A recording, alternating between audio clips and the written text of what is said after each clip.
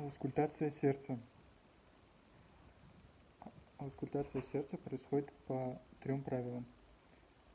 Первое правило – мы должны найти точку аускультации. Второе – мы должны пальпировать сонную артерию. И третье правило – аускультация происходит при спокойном дыхании, а затем при задержке дыхания на выдохе. Первая точка аускультации сердца – это точка верхушечного толчка. Мы должны пальпировать верхушечный толчок. Левую руку ставим на спину между лопатками пациента.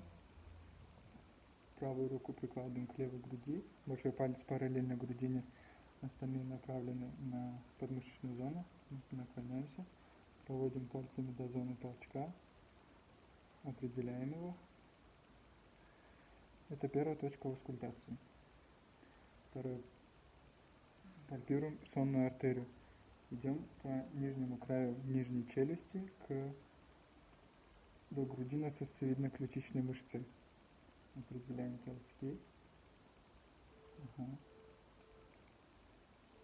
Переходим к третьему. Вдох. Выдох. Не дыши.